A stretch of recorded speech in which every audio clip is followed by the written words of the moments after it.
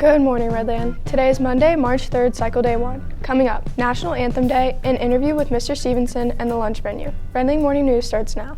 Welcome to our broadcast. I'm Annabelle. And I'm Henry. Today is National Anthem Day. This commemorates the day the United States adopted the Star-Spangled Banner as its national anthem. Written by Francis Scott Key, the Star-Spangled Banner became the national anthem in 1931.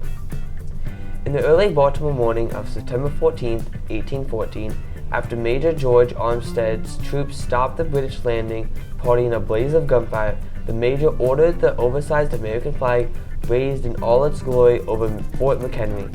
As Key waited at sea for dawn to break and smoke to clear, imagine the inspiring sight in the silence of the morning to see his country's flag fully unfurled against the breaking of the day and the fort standing firm. Key was so moved by the experience, he immediately began penning the lyrics to the song, which were later published by his brother-in-law as the poem titled Defense of Fort McHenry. 2 weeks ago, we asked you to suggest a teacher whom we should interview. Several of Mr. Stevenson's students nominated him.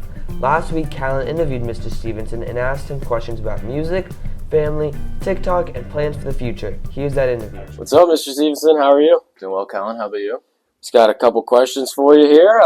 Start off with the first one. Can you tell us about your band? Something for now. How did it come together? So it's kind of a band. It's predominantly just me. So I do guitar, bass, keys, and sing. It started with some friends in New Jersey where we would just jam. I had a buddy playing drums, and my other Jimmy and my other buddy Corey would sing. So Corey sings on a few songs now, but it's mainly me. It depends on the album. So I have a few albums on Spotify, Apple, whatever. No one really listens, but it's just kind of like a hobby. So I'm not really playing live or anything. It's just all in my studio, which is a tiny room in my house.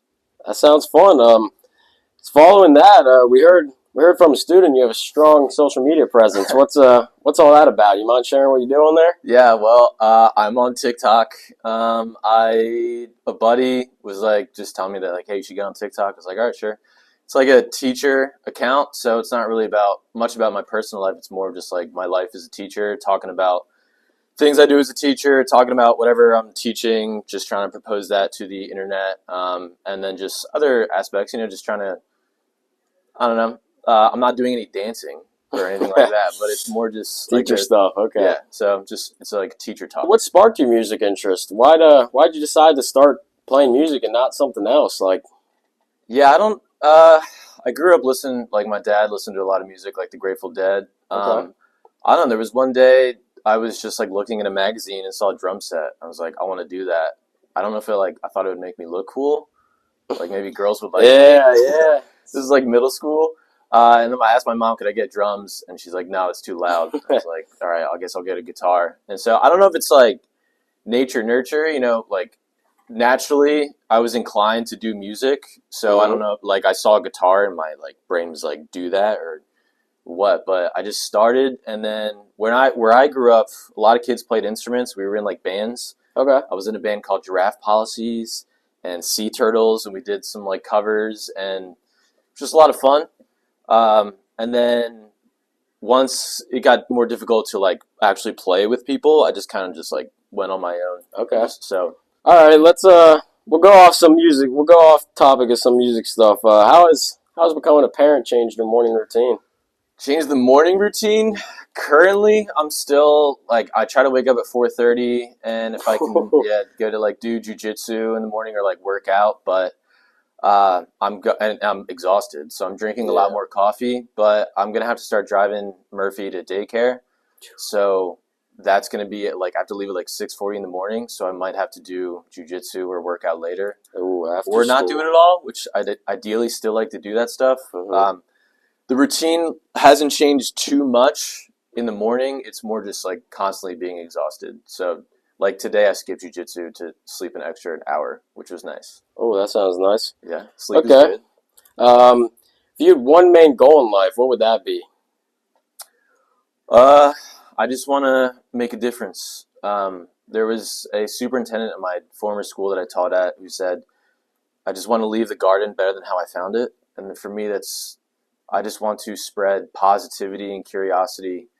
And I think life is wonderful and amazing, and life can be beautiful And I just wanted to try to make the world a better place, even if it's like I can't change the world, but I can change the people I interact with, my classroom, my home life, my friends. I just want to make a difference. I got that tattooed in the chest when I lived in a van and helped homeless people. That kind of like sparked the. That's awesome. I just want to do something that makes the world a better place.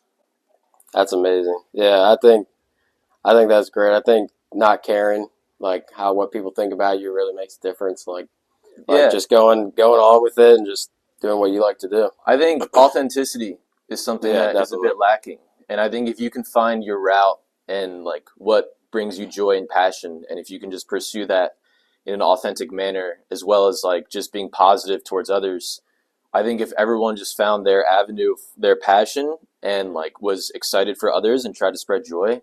All right, we'll switch on to a little bit of a fun one.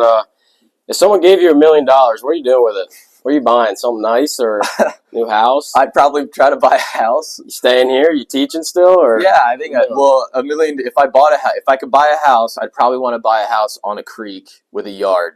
That's Creek all on I a really yard. want right now. Okay, The okay. housing market's crazy, so that might Oh, yeah. cost me like Probably about $1 million. it But might be the down that's payment. pretty much. I'll buy a house, and then whatever's left, just put it in the bank or invest in. If I could get a house with a yard by a creek, I think I'd be a happy person. I'm still a happy person, but House I'd be by the just a little yard bit on the happier. creek. Yeah. Okay. Here's our lunch menu for this week.